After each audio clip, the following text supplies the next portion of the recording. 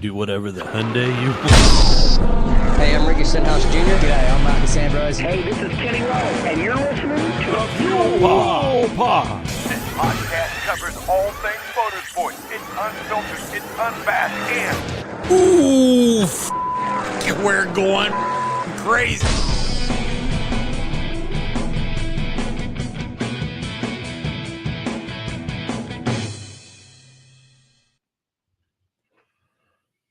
All right, good evening, everybody. Welcome to episode 71 of the Fuel Pod.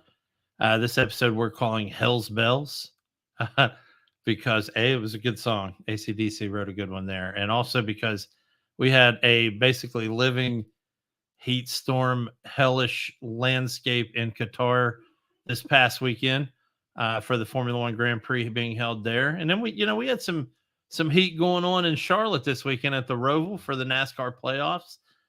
So we've got an interesting show tonight. We're going to try to get through some of the Qatar stuff and then the playoffs. And then we got a little bit of a debate tonight, maybe just us just waxing philosophical about different track types, Mikey. So welcome to the show again tonight, man. How you doing?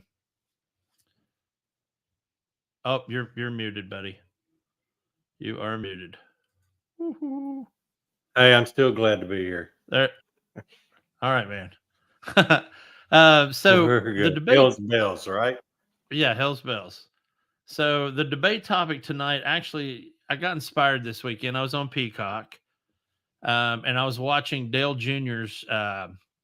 He's got a show on there called Lost Speedways, where he travels around the country and going to some of these just unsung hero of speedways, and he started at Metrolina, which is like just a little bit north of Charlotte.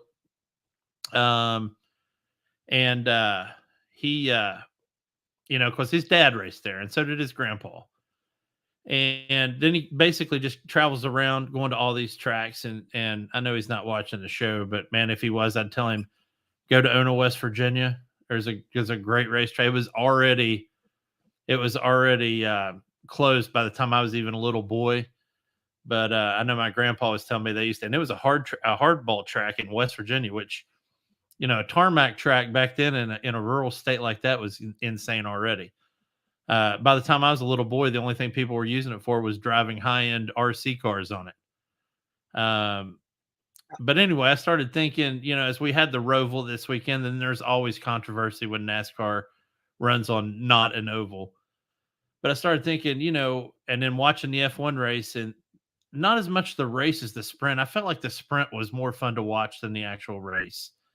Because there was these guys only had 19 laps to show what they had. And it was, like I said earlier, it was complete carnage.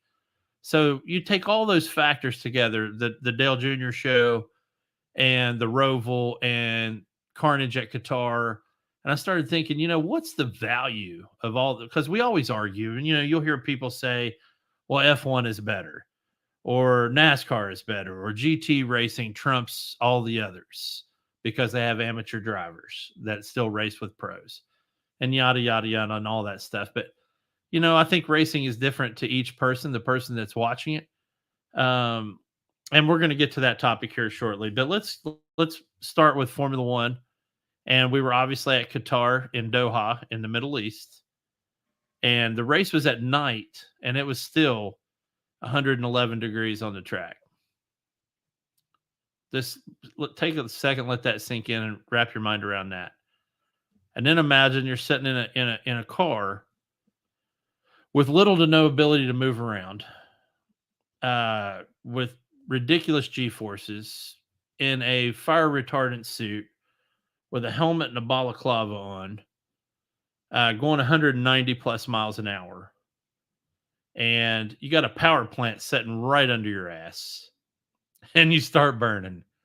So we had a crazy weekend. Mikey, what was your thoughts on our weekend? I didn't think about it either until earlier today when I was talking to a friend. The wind blowing the sand.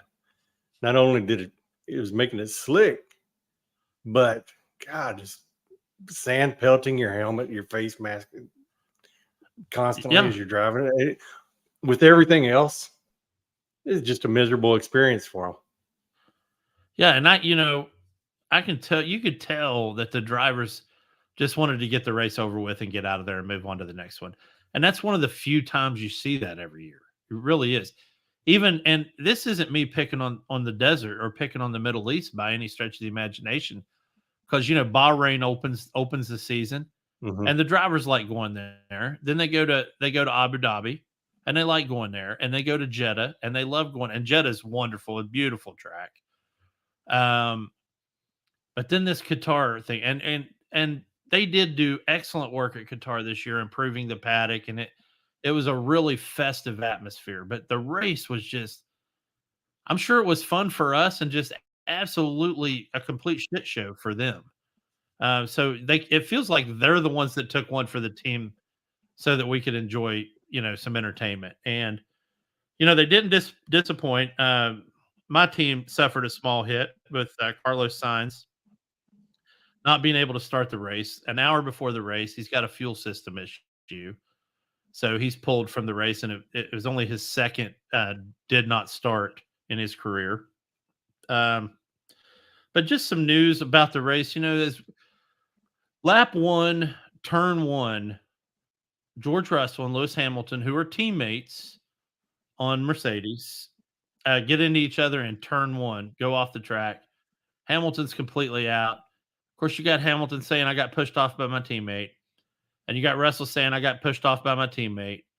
Russell was able to get his damage repaired and get back out on the track, and did an excellent job, by the way, the rest of the race. I don't know if you got to really dig into it, but he did so many outside line passes. It was kind of fun to watch. And I'm not the biggest. I mean, I think everybody knows I'm not the biggest Russell fan, but the I guy's don't got. know anybody that I'm is. yeah. I'm always willing to admit talent, and that kid's got some talent, man. And did a really excellent job finishing that race when he could have easily just inwardly imploded after the Lewis Hamilton. And I don't want to leave a bad taste in anybody's mouth on the Lewis Hamilton thing. I'm just saving it for when I get to my podiums and back markers, because I've got some explaining to do, as we say back here. I got you a little something on Hamilton there. It sucked. I was telling you earlier about me having a couple of friends over. A friend of mine, his son came over, first time watching an F1 race. And of course, it's a shit show, and I've got to explain all this. But what sucked is they're all fired up and they're ready to go, and they're going to pick their driver, right? Who they're going to root for. Well, I was kind of telling them some of the drivers, and little Sam, he's fifth grader, right? Yeah. He really took to Sir Lewis Hamilton. He's an actual knight. Oh, that's my guy. That's my guy right there. Wow. He's so excited. Little kids usually immediately go to Ferrari because of the red car. Thinking first, and he's gone. I'm like, here I am trying to introduce F1 to these guys, and everything's falling apart for me. Yeah. But that you said they ended up liking it, right? Oh yeah, totally. So who did the dad pick as his Lando driver? Lando. That's not a bad call, and we'll talk about some of that here in just a second. But that's a really good call if it's your first time. Had they watched any Drive to Survive to get any like background on some of the drivers, or are they strictly race? I sent him one episode because we made a deal. Yeah. And that I was going to follow the Texas Rangers through their playoff run. If he would follow one, give me one weekend of a Formula One. Yes, they are. Okay. And so I sent him an episode, and he shot back. He goes, "I think I need to watch a few more episodes." I don't know if he 1, 2, 3 more he watched, but then he did the sprint race. He watched it all. Okay. And I really, really, really think he enjoyed it.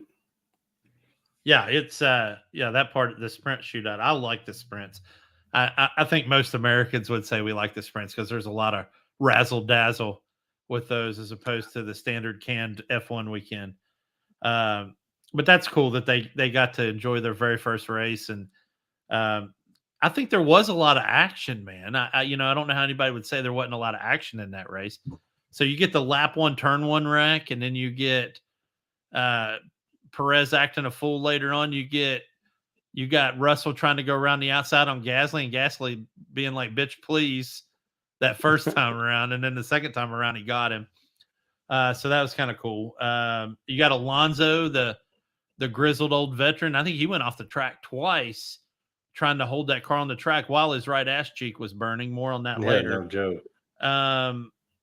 So it was a really cool thing. It actually when Russell and Hamilton got into it, I thought of the movie Hot Fuzz with Simon Pegg. When they go up on the traffic wreck and he calls it an accident. He's like, actually, department guidelines stipulate that we refer to it as a traffic collision because an accident implies that no one is guilty. So, I immediately thought of that. But anyway, that part was cool. So on to Fernando Alonso. Middle of the race, calls his pit crew, says, hey, when I come into pits, is there any way you could pour water on me or something? Because I'm burning, man. I'm burning. And as it happens, the FIA has a rule that you cannot splash water on the driver or sprinkle them with water or spray them with water to cool them down. So as he gets into the pits and he's thinking, man, I'm about to get washed down with water. Guess what? Nothing. So the guy and the FIA gets to hear all these onboard comms. So they know the guy's burning up. And he had legitimate minor burns because the heat was coming right through the seat. And only Aston Martin had that problem as far as anybody knows. But still, it's a problem. You're talking about driver safety at this point, and that needs to be, first and foremost to me, in the FIA situation, it's, let's have a great race. But, let's make sure all of our drivers are A, alive afterwards, and B, are safe and able to continue with their racing career the following week or 2 weeks from now. So, it was all right there together. Right before Alonso, I think you had George Russell going down the front stretch, and he's holding his hands up trying to get himself some air. Yeah, going 198 miles an hour. Yeah, let him just... Did you see his hands? Yes. They're like, I thought maybe he was cramping. I was like, magic hands, magic hands. And then everybody going into the pit, their first move is flipping that visor. Give me some air. Yeah. Give me some air. Yeah, even exiting the pits, they kept their visor open until right before they hit the white line, which I thought was, that was crazy. So we had an absolute slew of heat casualties at the end of this race. And the funny thing was, we didn't hear anything about this. Actually, what really lit it up was Lando when he came in for his post-race interview, after when they do the post-race show with Will Buxton and whoever he's got that week on the show with him. And Lando was like, yeah, it's super hot. There's like 6 drivers passed out back there. And then all of a sudden it started hitting Twitter and it started hitting the Formula One website. But so about 6 drivers apparently passed out. Esteban Ocon in the number 31 Alpine vomited in his helmet during the race. And as you and I were talking before the show, he's still racing like that with a balaclava on. I don't even want to imagine the optics on that. I think he said it was lap 15. Yeah, that's disgusting. Out of a 57 lap race, he went 45 laps, 43 laps with vomit in his balaclava, just basically riding around on his neck. Yeah. So that's gross. Alex Albon had to be taken to the medical center. Lance Stroll passed out. And I'm watching the race with Redbeard, and Logan Sargent, we were making fun of him, sort of, because he's like, they're like telling him to come in, and he's like, no, I can finish. I promise I can do this. I can do this. Well, then he finally did retire, and we're like, what a wuss. And then find out he was actually probably the smart one. He just... My first thought when he came on the radio and they were saying that was they're just trying to save some money. Get him in here before he crashes something and costs us more money. Well, yeah, and you're talking about a team like Williams who's only getting a couple $1 million in constructor money at the end of the year. And don't quote me on that amount, but I know it's super low. So they've probably only got like one of everything. Whereas you got teams that are hitting the cap or right at the cap that you've got 3 or 4 copies of everything. Williams doesn't have that. So yeah, I can absolutely see where that would be your thought going into that. But yeah, I was thinking, man, this dude is definitely done now if he retires from this race. And now I feel like a complete shithead Yeah. because so many drivers, so many guys that have been around for a while were done at the end of this thing. So it was a complete disaster from a driver perspective, but some decent entertainment for us. We would be remiss, though, dude, if we did not talk about, and we've been talking about it for 2 or 3 weeks, but a absolutely resurgent McLaren team come out of nowhere. I've never been more happy to be wrong. One of the things I did say at the beginning of this season on this show was that the sad thing is we need McLaren to be a good team. There's really 3 teams that need to be decent. McLaren is one of them. Ferrari is one of them. You can throw Mercedes in there, but it's starting to the clock's starting to turn towards Red Bull instead. I think the big appeal to Red Bull, besides the fact that they're excellent and unstoppable, is that I think they appeal to the younger generation. It's an energy drink. It's all about hype and adrenaline, and Red Bull's into so many different facets of that culture. Flute dog. Yeah, absolutely. Whereas, Ferrari and McLaren, for us old farts that have been watching racing for a long time, we need, whether you like them or hate them, you need Ferrari and McLaren to be successful because that breeds competition from all the other manufacturers. So to see McLaren come on this strong with their 2 or 3 upgrade packages and their driver lineup, man, is excellent. I mean, Lando's basically the McLaren version of Max Verstappen, and Piastri just kind of came out of nowhere. I mean, he had that debacle last year with Twitter and Alpine and all that, but yeah, man, he's doing excellent. I don't know what your thoughts are with McLaren, but they're very I'm impressive. happy Very for us. impressive. I don't remember. I think I texted you at the beginning of the season when my daughter was trying to find her way into F1, and I said, "Man, I think I may have a McLaren fan on my hand." Dude, I'm becoming a McLaren fan really quick. Yeah, I mean, it's hard not to be. As a Ferrari guy, so for Ferrari fans, it's probably a lot like the Red Sox and the Yankees. And any real Red Sox fan will tell you that we have to have the Yankees because without them, there wouldn't be that rivalry. And you look at Ferrari and you go back to the 70s even when you're talking about, well, I mean, they made the movie a few years ago, the Nicky Lauda, James Hunt. And you go back to those days, or you go beyond Formula One into Le Mans and you talk about Ferrari and their place in that, and Bruce McLaren and his place in history, winning the 24-hour in the Ford. So they've got a story, and you look at, I don't know if you've ever seen any documentaries on McLaren's their technology center that they basically their corporate headquarters. Just the history and the lineage of all those cars parked in the lobby, just absolutely gorgeous. Ayrton Senna and Lauda and all those guys. So, Ferrari needs McLaren, McLaren needs Ferrari, and Formula One definitely needs both of them. But just happy to see McLaren come along and really make a resurgence at the end. And, the sad thing is it's going to be at the cost of probably my second favorite team, which is Aston Martin. Because they've got 2 drivers getting in the points consistently now.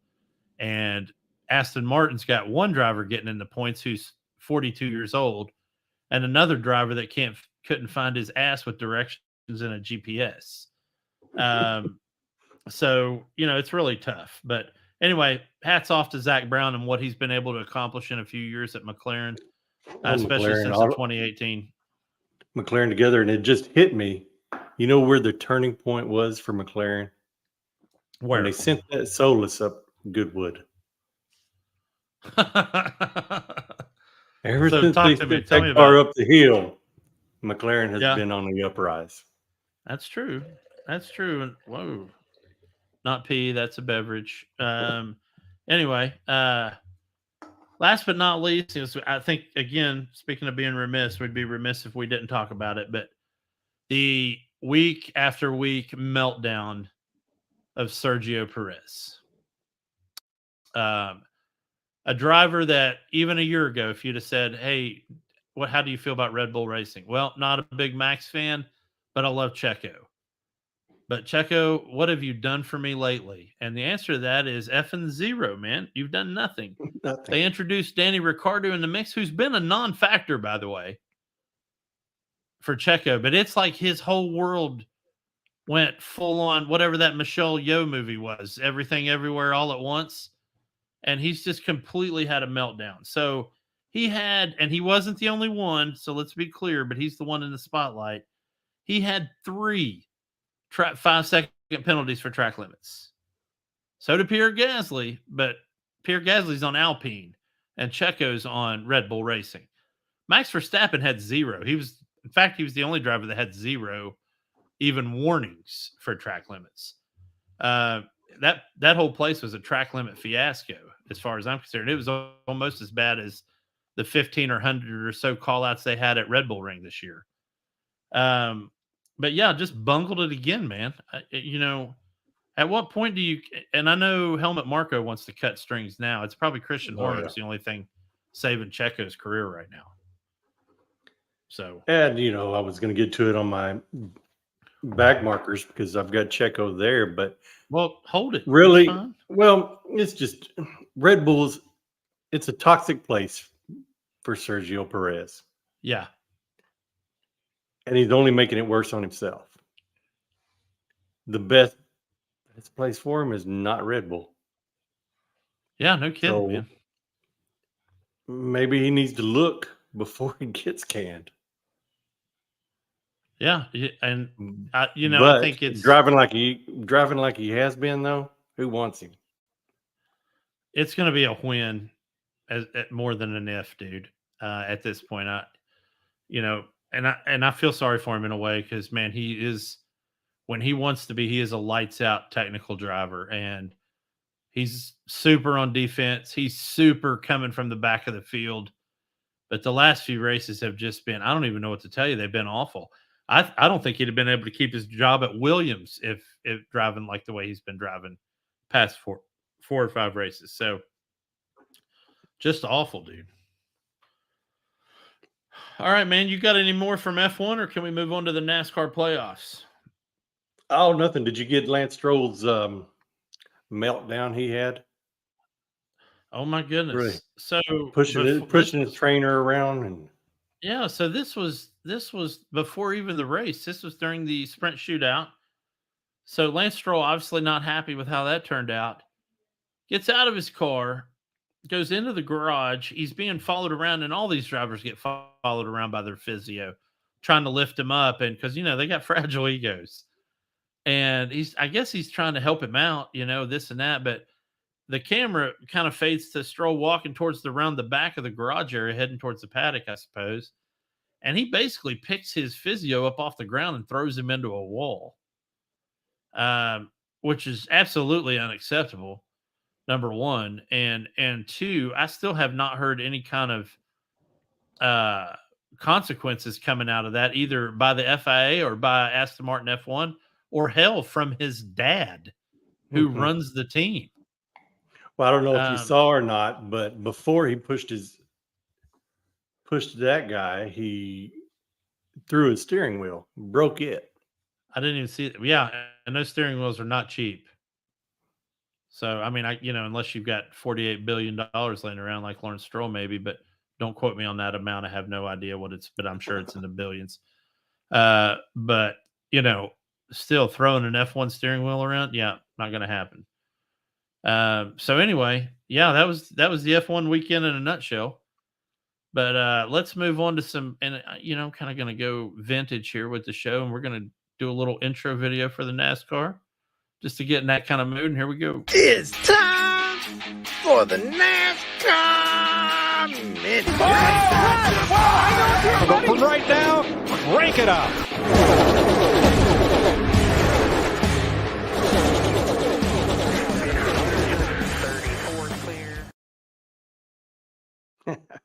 Yeah, I haven't heard that in a while. Okay. It's time, yeah, man. It's a while back. I for decided the to play NASCAR Minute.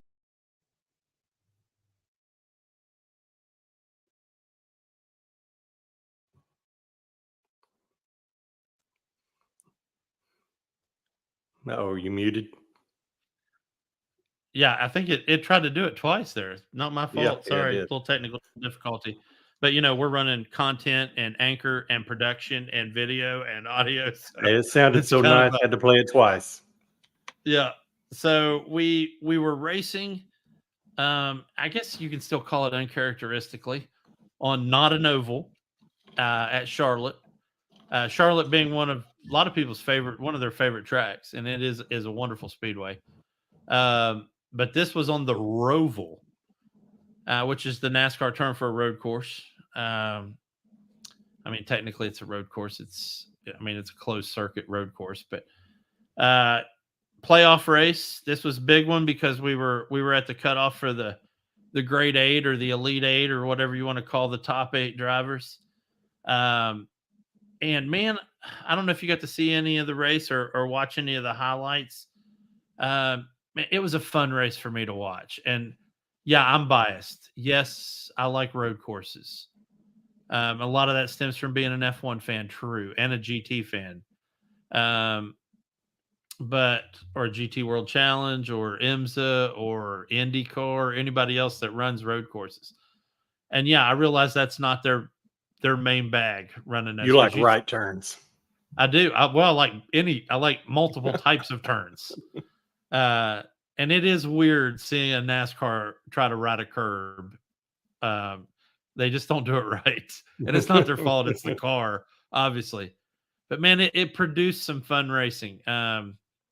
Some decent clashes out there, and no real big one to speak of, which I thought was cool. They raced a pretty clean race. Denny Hamlin got squirrely there towards the end a little bit. Michael McDowell went, I don't know what, I think he lost his mind for a little bit. He had a flat tire, and it felt like he was the only one on the track that didn't know he had a flat tire. So he kept trying to drive, and he was just running people into the wall. Eric Jones in the 43 car was doing his best Ricky Stenhouse impression. He spun out 2 or 3 times. But one of the things that really, as I'm watching these playoffs, and this playoff season has been fun to watch. But Chris Bell, it feels like he has been on the pole every single race. And you're kind of an old school NASCAR fan, aren't you? Going back. You remember all those times, all those years back when Ryan Newman was young? Oh, yeah.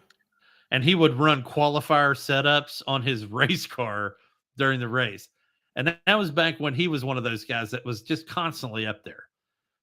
Hardly ever won a race, but he was constantly up there. And I don't know why Chris Bell gives me Ryan Newman vibes, but he does. But anyway, he had an excellent race, and he ran strategically Sunday, which I thought was cool. Instead of just going for his stage win, he fought for his playoff points, which ended up being the way to go for him. And a lot of teams really played less on, hey, I have to win this thing like you do at an oval, and more of, I need to be strategically in the best place to help me survive and be, in the playoffs. Now, so you got Byron and Blaney guaranteed spots because they have wins in the playoffs. Denny Hamlin locked in his position. So we have until October 30th at Martinsville, I guess, before they drop down to 4. But let me pull up I'm going to pull up the playoff standings right now.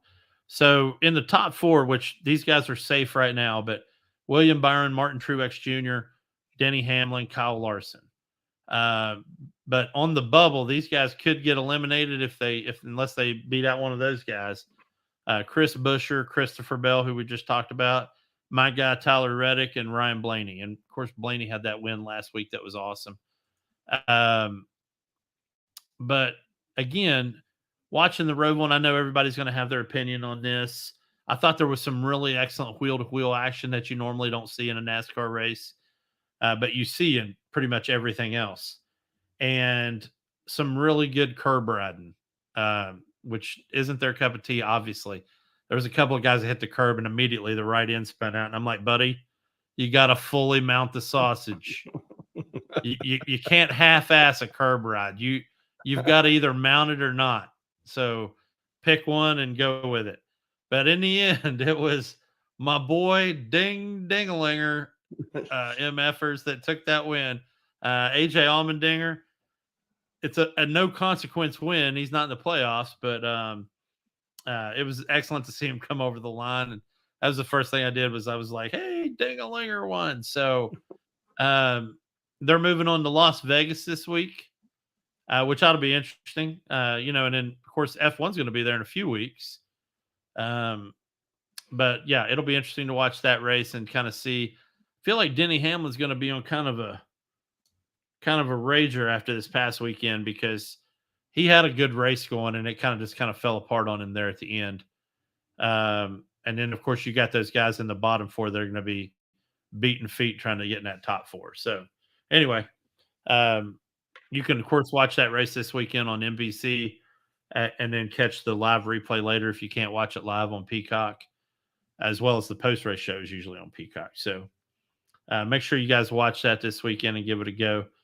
But looking forward to seeing how it pans out this season. I don't think my boy Reddick's going to be able to hold in there and win it, but you look at Denny. Denny's got some skin in the game, so he's in there, and of course he owns part owner of 2311 Racing, so he's got him and Reddick in there. So he could either pull out a win for Joe Gibbs or pull out a win for himself. So we'll see how it goes.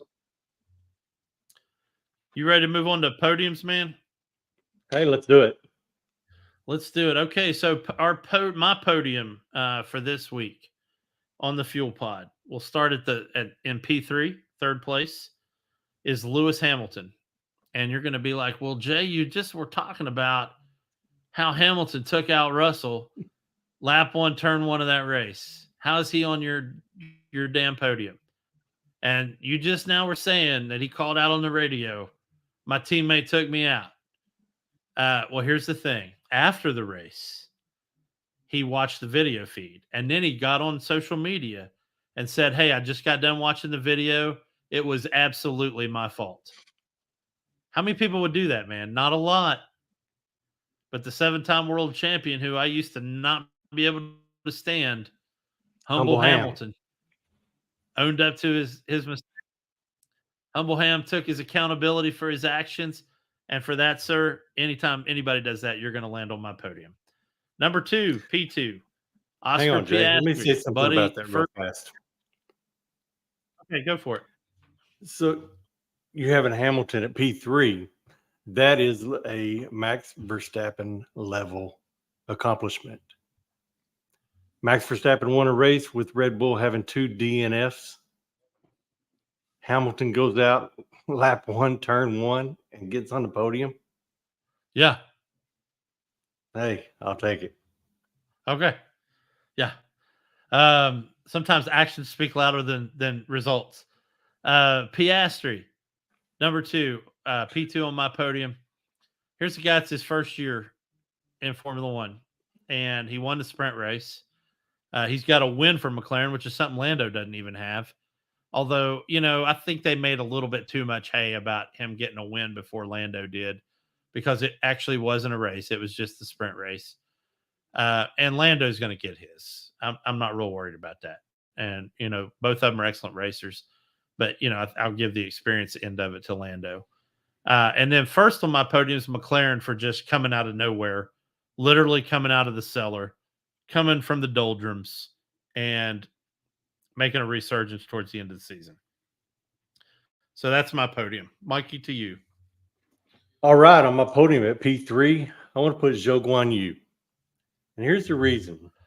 He didn't let me forget that Alfa Romeo existed. Wow, and you picked on my P3? How many times during the race did they show, somebody's trying to get around? He couldn't get him on this time. He couldn't. Yeah, constantly. you're right. And I know Bottas finished higher than him, but he's still the mustache guy. I'm sorry. He's still forgettable. Yeah, I think of Starsky and Hutch every time I look at Bottas, man. And me and my daughter was talking during the race, and like, why do we always forget about them? That they're there. Them and Alpine seems like, oh yeah.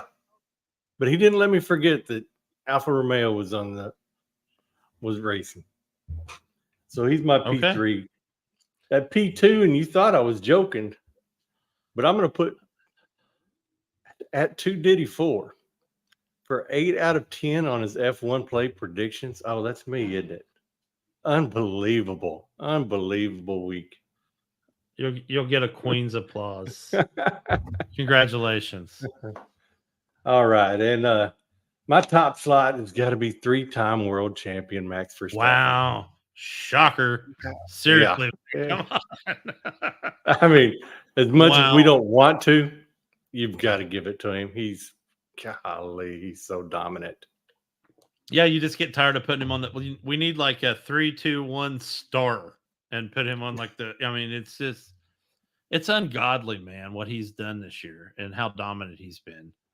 And I realize, and we do give him a lot of credit, but I still don't think he's getting enough. Is Adrian Newey, the guy that built that car? That thing is a beast.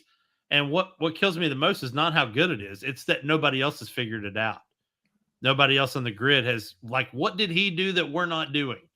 Here we are, 17 races in, and they haven't even come close. You've got teams changing their side pods to make them look like Red Bull, and still nothing. You got nothing. Got to be something underneath, right? Yeah. You figure it's got to be something. Anyway, so that was your podium. And then we've got the losers, man. We've got the guys that didn't do so hot this week, or the organizations or the groups that didn't do so hot. So third place for me is the family that is Stroll. So Lawrence Stroll, Lance Stroll, any other Strolls, Strollers, anything Stroll. So you got Lawrence, and I realize it's a business, and I realize he's a dad. And if it were my son, I'd have just as hard a time. But maybe this is where he recuses himself from the decision entirely, because somebody needs to address the fact that Lance Stroll is not driving to an F1 standard right now, and hasn't been for a while. And in a car that should be at the least P4, P5 on most races, and up there with Alonso. He's not even getting close to his teammate, who is 42 years old. And before anybody thinks I'm picking on age, I'm 49. So I think what Fernando does is unparalleled in the F1 racing community, to have that kind of reaction time at that age. Absolutely ridiculous. But here's Lance Stroll, who's mid-20s and can't even hang on his jock, dude. It's bad news. The constructors. I mean, you look at the first of the season, number 2. Oh yeah, they are good, and they just continue to fall down, because they've only got one car that can. Yeah, now it's gonna be Red Bull, and then Mercedes, Ferrari, and then probably McLaren. They're gonna fall twice, I think. So, it's gonna be ugly. Number 2 is Checo for just completely blowing it again this week. And I'm not even going to say any more about it other than, he's on my back marker list. But last but not least is the FIA. They've been on my back marker list probably 3 or 4 times in the 2 or 3 seasons we've done this show. I think they really drive. And it's not all their fault. And I think a lot of people are going to, and I'm probably doing the same thing, giving the FIA undue blame on this. But some of the fault falls to Pirelli, who really made just a horrible call on tire compounds and what they were able to do. And it was Pirelli that forced the FIA's hand on the whole 18 laps and you got a pit bit, which just absolutely changes everybody's strategy, changes the whole outlook of the race and how we watch it. When there's really, they're coming in, you know what I mean? Instead of, hey, when's this team going to come in? It really came down to undercuts in a lot of ways, because you saw Fernando come in on lap 12, and then everybody else came in on 13 after Fernando did. And then the horrible safety calls with the heat. I mean, if you're already going to mandate an 18 lap, change your tires, give them a 2-minute break, for God's sakes. Let them sit in the pits for 2 minutes. Hey, we changed rules on things all weekend long. Yeah. All weekend long, we were changing rules. Make it up as we go. And we can't change one for safety? Yeah. And this is one of those races where, so if you don't know this, the only person that can talk to a driver during the race is the race engineer. Everybody thinks the team principal can, but they can't. So while they're sitting there just watching the telemetry on the race, and I'm talking about the team principals now, put them on a conference call and go, hey, what do you guys want to do? Your drivers are out here burning up. Can we, and just, they should have just had a race long conference call. Hey, do you want to bring them in for 5 minutes and then we'll just do a rolling start or a grid start again or whatever? Because the wrong answer, regardless of what the fans think, the wrong answer is anything that puts a driver in jeopardy, man, as far as I'm concerned. So they have to know this is going on, right? Yeah, absolutely. I mean, they can see everything. They can hear the internal comms on the team. They're watching the race. They've got a whole slew of people, and I think it's in England. Those are the ones that do the track limits, guys, and that's a whole room of people watching the track limit monitors. I mean, Total Wolf's in a whole nother country, and he can see everything that's going on. Yeah, absolutely. Surely they can see this at the track. Correct, and they should have, and they did not. So anyway, and that's really all I've got to say on my back markers, man. So you can go for it. All right. Well, my number 3 was same as that. We've covered that. 2 was Checo, and here's something I seen Checo say in an interview about his track limits, that the lines were difficult to see and that it was all BS, that they changed the lines. Well, he only went out that spot between 12 and 13, I think. Yeah. Once. It was other places he was missing too. He's, I don't know, in this run of bad driving, he's had a lot of excuses. And that's why I put excuses are like buttholes. Yeah. You know, everybody has one. They all stink. Shut up. Drive the dang car, Checo. Yeah, absolutely. And my top back marker, and I'm done with it, man. Because my daughter brought it up during the race. Yeah, please explain this to me. All right. So you know the camera angle they have, I guess it's from inside their visor. Yeah, it's inside the helmet. And all it is a big freaking glare. You can't see shit. Now, 5 inches above their head is another camera. Pretty much gives the same perspective. Perfectly clear. Well, I think the idea get rid of the glare cam. It does me no good. I don't call it the glare cam, but I like the glare cam, and I'm going to tell you why. Because it wouldn't be glaring if it was a daytime race. In a nighttime race, you're going to get the glare because of the lights. But what I think it does for people, and it's not even about seeing the race, I think it's showing you the limited visibility that these drivers have inside these helmets. And it's showing you just how good these guys are, man. To be able to race, and that car is just, first you got the G-forces, then you got the vibration of the car just going crazy.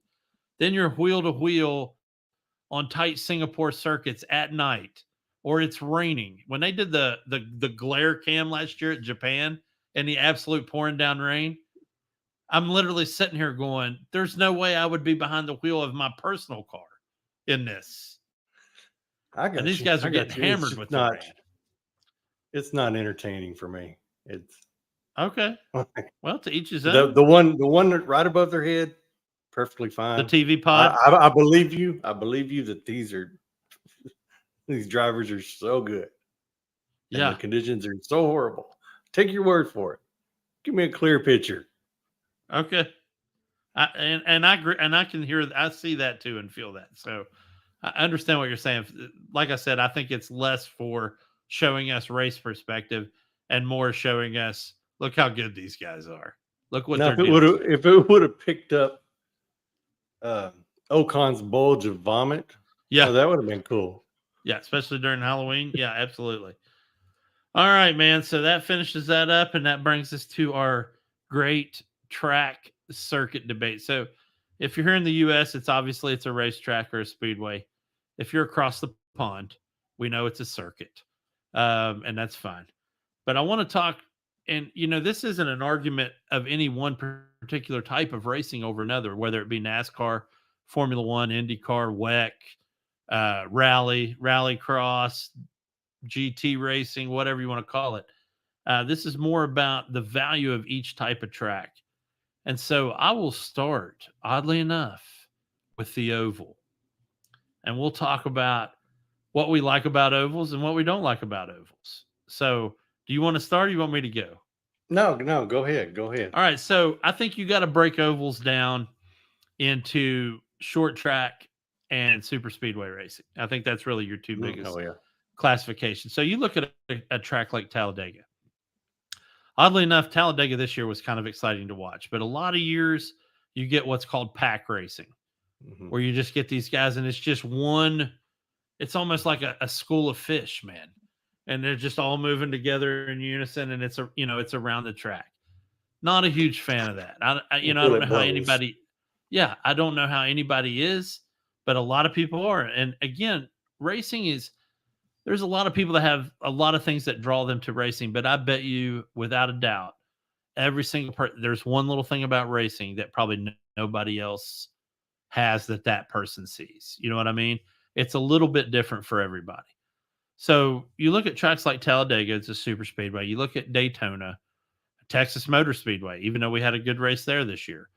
A little bit of Charlotte and some of those types of tracks where there's a lot of pack racing and it's staying in the draft and getting around the track.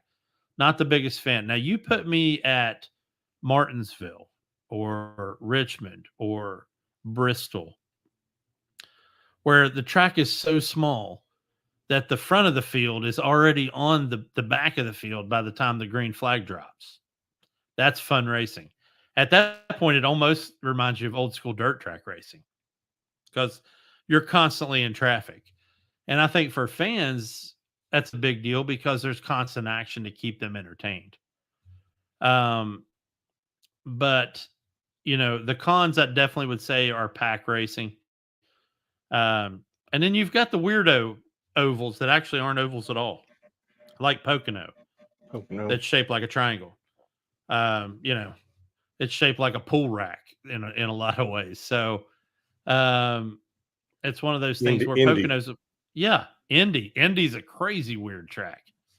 And you can get sideways there very fast if you miss those capstone turns there. So I love Indy, man. It's such a wonderful track. Unfortunately, I'd much rather watch IndyCar at Indy than I would NASCAR at Indy, but it's still fun. And that's simply based on speed and the fact that these guys are flying by the seat of their pants on IndyCar. But those are my feeling on ovals, man. So how about you? Ovals, just like you said, the pack racing. Now, I like the pack racing at the end. Okay. When the anticipation is built up there, everybody's just on the edge where it's about to happen. Is it going to happen? Oh, here it's going to happen. No, it didn't happen. Okay. Okay. And then you watch this other line. You usually get, good 10 laps. Right. Before it gets boring. And they're just riding around together. Yeah. So at the end on a super speedway is really exciting. It's going to end in disaster, but it's exciting. Now, when you get to Bristol, Martinsville, those places, now that's NASCAR. That's Robbins racing. That's that's the heart and reason soul. Reason we don't have a window so we can spit our tobacco out the side. Yeah. Yeah. That's some really good racing, man. And like I said, I think that's the heart and soul of NASCAR. But like a lot of sports, they have to evolve, and these cars have gotten so fast, and then they've been slowed down. Then they got fast again, and I do like the new next gen car. I mean, I know there's drivers and fans alike that don't like it, but at least they don't all look the same. When I was younger, and I'm talking like right after college and whatnot. And that's when the car of tomorrow came out, and that thing was a certified piece of shit, at least from a fan standpoint. All they did was it was the same car no matter what manufacturer you were driving, and they just slapped the stickers on it, and it just dumbed the sport down. And I feel like it took them a lot of years to recover from that car, even though it eventually probably got in a good spot where they enjoyed driving it. I mean, I can't guarantee that that's what happened, but still. Um, but that brings me to our next track type because it's just going to flow into from NASCAR into the other types of racing. But so NASCAR introduced the Rovals, and they've been around for a while. But you have the Daytona infield course, um, which still has the two capstone areas of the circuit and the tri-oval, but then has that infield part that goes around. And dude, some of them turns there are just dastardly turns, man, and where you're coming to an almost complete stop to Yeah. get around them. But so let's just take Rovals generically. I like them because I like road courses, and to me, that's what's important to me is what I like, just like it is for anybody else.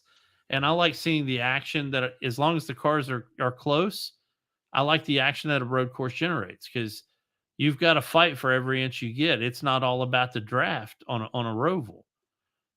It's about maneuvering. It's about hitting the apexes on your turns and corners, and knowing how to drive a car. And I think that's important. It's a different skill set to be sure, but you look at the NASCAR drivers that hate racing Bristol dirt. It's because they didn't come up on dirt. A lot of NASCAR racers come from either two different things. They either come from like karts where they're on tarmac, or they come from dirt track racing. So the ones that come from dirt track racing obviously are going to like Bristol dirt, and the ones that didn't don't. You look at Jeff Gordon and Kyle Larson and those guys. When they would race Sears Point or Sonoma now, they did very well because that's kind of the background they had. So, I think Rovals present a challenge, yes, but I think it's a welcome challenge. Um, I don't know if we need more of them, and they probably need to spread out the ones we've got. But yeah, it wouldn't bother me if they introduce more. And I miss running Watkins Glen every year and tracks like that. So I like the Roval, and I hope it stays. Mikey. The Roval I've never been a fan of. It just doesn't look right with a NASCAR. You know what I'm saying? It just doesn't look right. And they don't do well. I always hated the term road course ringer, or the ringers. I've never been a fan. I think it's more of an attraction than a race for NASCAR. You know what I mean? Let me ask you this real quick. Let me ask you this. So this past year at Le Mans, Garage 56 ran a NASCAR at Le Mans. Mm-hmm. What if teams built two separate cars so that it looked more? Well, so I enjoyed Le Mans. I enjoyed that car. But do you get into, okay, we build this car for this car for this? Well, we already have GTs that run that, or we build a NASCAR into a GT. Well, we already have that series. And that's kind of why I was like, okay, let's take these bricks and put them around a road course where that's why I think I see it as more of an attraction. Yeah. But you look at as we segue into some Formula One and IndyCar. To me, the road course for them is their bread and butter, because at that point, I think it really settles the whole thing down to strategy, or boils it down to strategy, because they can plan for an oval. They know exactly how many laps that car is going to do before it needs fuel and tires, and whether it's scuffs or primaries or alternates on IndyCar. Or whether it's soft, medium, and hard on F1, they know exactly what that car is going to do. And Rovals, or road courses, if you will, give them the opportunity to say, hey, so we can come in on this and we can undercut this guy as long as we have this increment of time ahead or behind. Um, and you know, I think F1 cars on ovals would be absolutely horrible. It would be horrid. I mean, I would like to see one time just for a gimmick, but I think it wouldn't be. I think you just see all the cars going around in a circle, and then one car going zer zer zer zer zer, and it'd be Max Verstappen. Just Well, then you would everybody. see Checo. Yeah, Track limits, hell, and then yeah, he's be across in the the highway wall, somewhere. and everybody's 17 laps down because nobody can catch that Red Bull car. But um, now the thing that F1 does that nobody else does is the street course, which is not to be confused with the road course. So the street course, and we have, how many of them do we have? We have Monaco, we have Singapore, and we have Baku. And technically we have Abu Dhabi, but I personally think that's a purpose-built road course. But those are ran on literally downtown city streets. And you want to talk about, those are challenging courses. Where qualifying is everything. If you don't qualify up front, you're not going to be up front. Overtakes are at a premium because there may be one spot on the entire circuit where you can overtake. So you really have to plan that out and hit your marks. It can produce some boring racing though. That's the downside. You watch Monaco, and if your driver starts 15th, the chances of him finishing 15th are fairly high.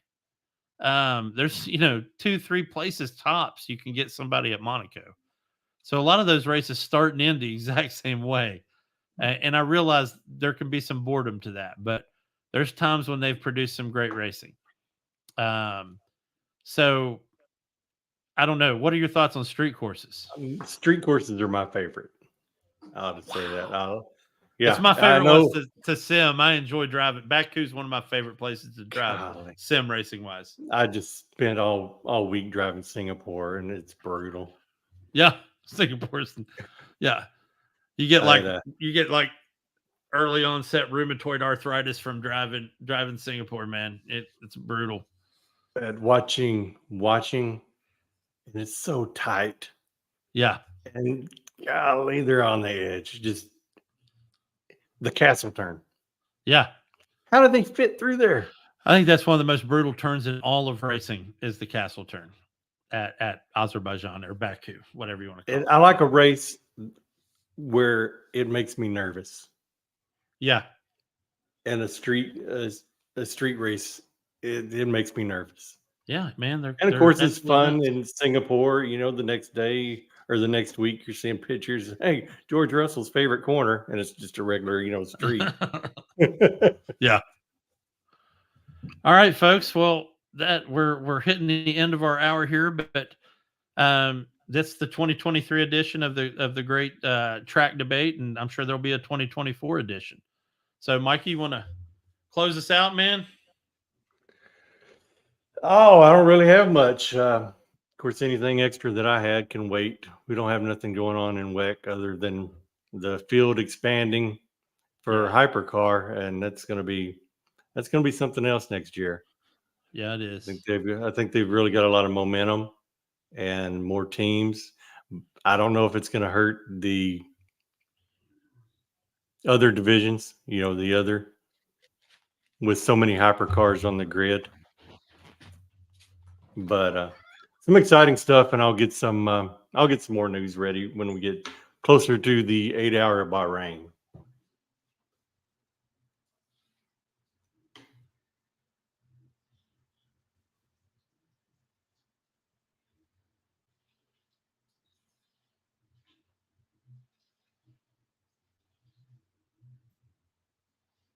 Did I lose you?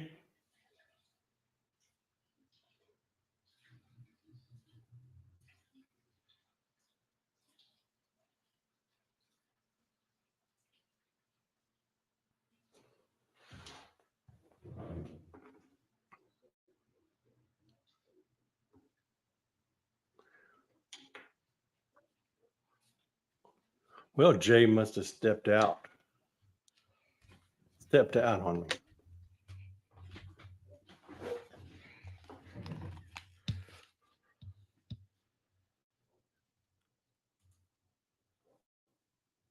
He stepped out. Sorry, guy. I You I had a stepped house out. emergency. I gave you some dead air, but I'll have some Yeah, more on sorry. that when we get closer to the 8 hour of Bahrain, and we can set up for next season's endurance. Man, we need to figure out if we can get together for the 8 hour of Bahrain and find a way to watch it. I'm still trying to find ways to watch WEC is weird because you can't always do it on YouTube. And the one place you can watch it, it's like $149 a year to watch like 6 races, Yeah. which you just really can't justify that unless you're splitting it with like 10 people. So,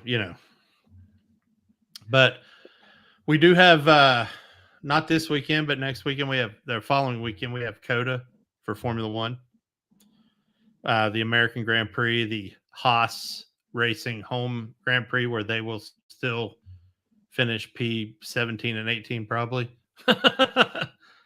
But it's Danny Ricciardo's comeback. So looking forward to that. There's no way he's missing Texas. It's his favorite race. Yeah, and I'm gonna have something for you next week on that. I want to call Really? him out. I want to challenge Danny Ricciardo. You don't want to give me a little teaser? Well, I just want him to prove it to me. Okay. I hear great things. I've seen Okay. nothing. Well, Show yeah, me you kind of came to the party late, but you have watched DTS, so I know the backstory on him, and I'm not going to disagree with you, man. I want to see more. I feel bad because they put him in a shit car, so we're still not going to get the Danny Ricciardo that I know's in there.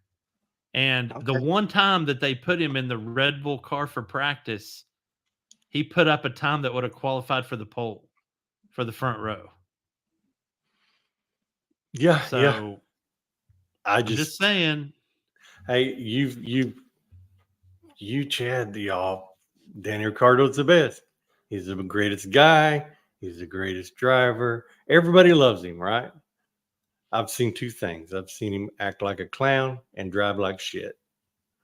Okay. Come to Texas, show me you can drive. Okay. Make me believe, Danny. Well, he's gonna have to do it in a P9 car, but yeah. Well, And I've never said hey, he was if the he best scores driver. points in that AlphaTauri, I will Yeah. stand up. He will be the top of my podium, and I will stand up and I will give him a little bit more than you gave me for my 8 of 10. Which your 8 of 10 was great, man, and you're killing everybody. I'm still not convinced you're not somehow worked out how to change your predictions during the race. So yeah, my measly 3 out of 10 this week. Of course, a lot of that was Carlos Sainz's fault. Thanks, man. I didn't know right before the race that he had been pulled. But anyway, we got to get off here, man. So guys, thank you very much for watching or listening or whenever you decide to watch this tonight. And we hope we did a good representation of Qatar and the Charlotte Roval, along with our little debate. And we'll have more debate topics as we get towards the end of the main seasons and move into some of the other seasons that are going to be starting back up. We should have a Goodwood thing coming up here pretty soon, don't we? I think I've seen something on it today. I'll look into it.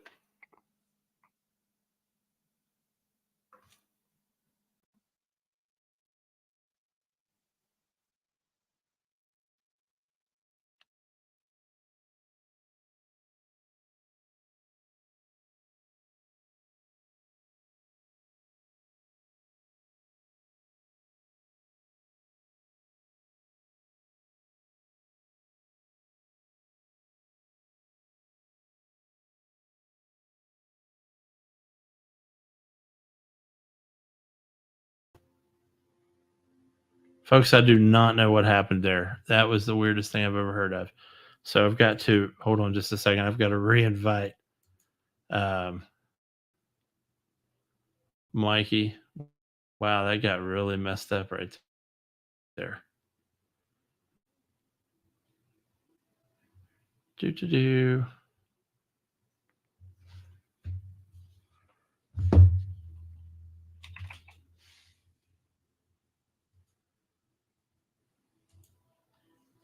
There we go. I was looking up Goodwood and trying to figure out when the next race was. And the studio just completely closed there. So I got to get Mikey back in.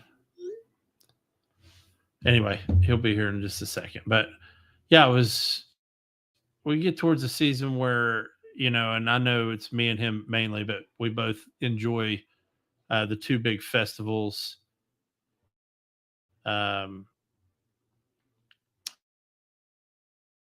At Goodwood. So Speed was the Revival. Not till next year, obviously. But where's the Revival? I don't know where we are on the Revival either. Yeah, I already missed that too. So he should be coming back in. But listen, I want to thank everybody tonight for being here. Or whenever you do decide to watch this episode. And I hope it was entertaining for you. Just remember to hit me up on Twitter at jneil729. And you can hit up Mikey, who I'm adding back to the stage. But you can hit him up at 2Diddy4. You can see his name in his little thumbnail right there at 2Diddy4. If you want to hit my son back up, he should be here next week. He had a particularly rough week working this week. He's at JPFreak625. Our long lost compatriot Chad is at Hitch610. And then, of course, Farmer F1 at Farmer F1 for his Twitter. Hit us up if you enjoyed the show. Tell us what you think. If we thought we were full of crap, tell us that too, so we can adjust and overcome. But Hey, Mikey, come on sorry, board with some F1 play, and yeah, no joke. Join us on F1 I need Play. somebody to challenge me. Yeah, he does, because we're doing an awful job at it. Although I feel like I'm the only one that is challenging him at all. Some of them are failing to even put in their predictions.